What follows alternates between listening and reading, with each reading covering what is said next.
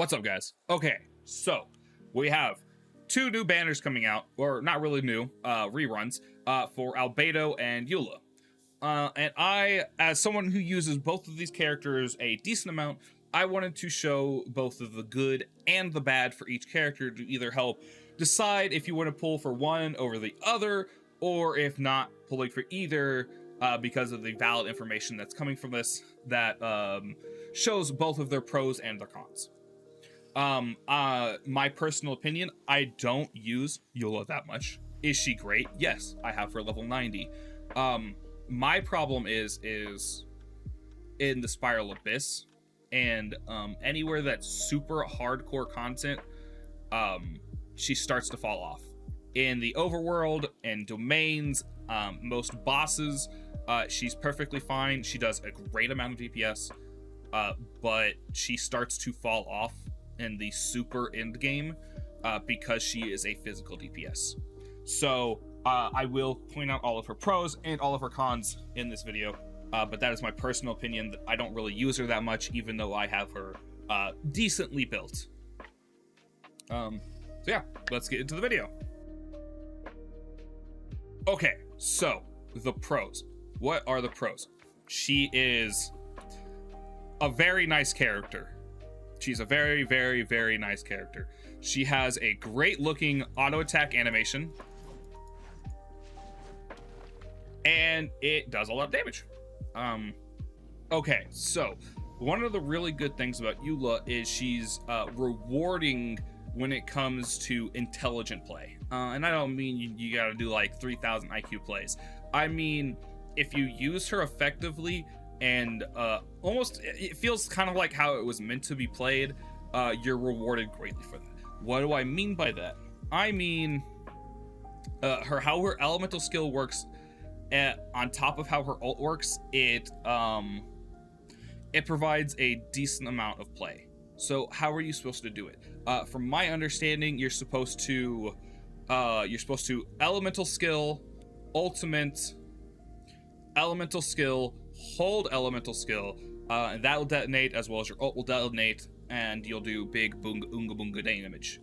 I will display that for you here now the best I can. I don't use her that often, so I'm not, the best at her. Also, there's probably better ways to do it, but that's my understanding from my very limited amount of play. So we're gonna go ahead and gather all these up, and then we're going to elemental skill. We're gonna do that. We're gonna elemental skill some more. We're gonna melee them, and then we're going to hold it, and then 270,000 plus a 57,000. Oh, he's dead. That's what I'm talking about. The ultimate. So what the ultimate does is it, the more damage you do, it starts to build up, and then after a certain amount of time, it detonates, doing a large amount of damage. The elemental skill, what it does is when you hit an enemy with your elemental skill, it'll charge. I forget what the charge's name is actually called, but you'll build a charge or a stack. And once that stack, once you have 2 stacks, you can then hold it, and they will detonate on that hold to do extra physical damage. I will show that here. So we'll do the one, we'll do some auto attacks, you'll do another, and then we will hold it, and then boom. See, an extra 22k just for holding it. Which those aren't crits. And then you can see how nice her auto attack damage is just from this. It's super good. Then we could use her ultimate, build some stuff up, use the skill, do this, just keep going on, hold it, and then 203,000 just like that. Clear this place in 56 seconds with just one character and Zhongli's shield. She does a lot of amount of damage. The only, like I said, we'll get into the caveats soon. She also has great synergy with just about anyone that augments auto attacks, like Raiden Shogun or Jinkyu or Toma, I think. I don't actually have him, so I don't know for sure, but I'm pretty sure him too.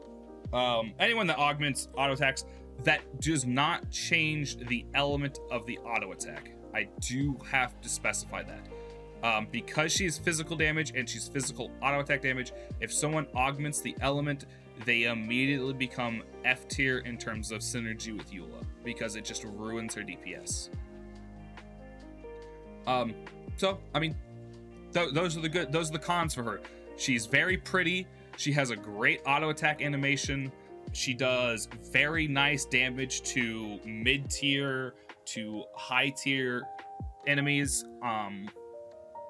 She can solo most content.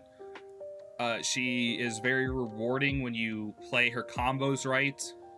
And you get to see Unga Bunga big numbers from physical damage rather than elemental damage. Now, for the cons of her. What is her cons? The biggest glaring con, which is the biggest con of why I don't use her often. She's physical. She does physical DPS, and that means two different things. One, as stated in the pro section, you cannot use people like C6 Bennett or Chongyun. The second you use those, her DPS plummets, which is very bad. If her ult did cryo damage, you could build like a cryo comp with Chongyun, and then that'd be pretty decent. But because it does physical damage on the ult, you can't really do that. I guess another con is you don't need her constellations at all, so she's really good at C0. Every single one of her constellations, however, is extremely great. But back to the cons. Back to the cons. Because it's physical damage, you're missing out on very key sections of the current meta. And I don't mean like as a meta slave, you know, using Mona, Bennett, and all those just to buff up numbers. The biggest meta that nobody mentions, elemental reactions. Elemental reactions augment damage so much in late game that not having them is detrimental to your comp, which is the problem with Eula. No matter how much you build her, the resistances to physical damage the enemies have later in the game, specifically Spiral Abyss, she's good everywhere else. Spiral Abyss is the only issue, which I care about the super end game like the Spiral Abyss, so that's why it matters to me. When I'm just messing around in the overworld or doing my daily clears of domains or ley lines, I use her. Shoot, dude. She's good looking and she has a really nice auto attack animation. But because of the lack of elemental synergy, it provides a very big problem when doing that late game, because they just have too much health, they have too much defense, they have too much resistances that she can't really do anything. I brought her into the Spiral Abyss before, but the characters are so tanky, the 20k, 30k auto attack she was doing meant nothing, especially when I could just pop out other characters that could do elemental reactions, and their byproduct of damage was doing double or triple that damage. So it meant Eula's damage meant absolutely nothing. Those are really the only cons I have with her, is that she's physical damage, which is fine for mid to high tier, but when you go to end game, it's not good enough. I'm sure you can get it to work if you build her a lot. Like, you have to really heavily build her, you have to get really good artifacts, you have to min-max her to be that end game good. So if anybody says that her damage is great, you're just not doing enough, that's because they have it min-maxed and they're showing skewed numbers. And that's just not realistic. If you plan to min-max her, then yeah, absolutely. But how long it takes to min-max a character is insane. An example of that, we're going to slide off of Eula just to show this example. I have a Tartaglia level 90. I'm pretty sure, yes, I have him crowned. I have been building a Heart of Depth build for him ever since that domain came out. I have yet to get my min-maxed artifacts from that, and I have run that.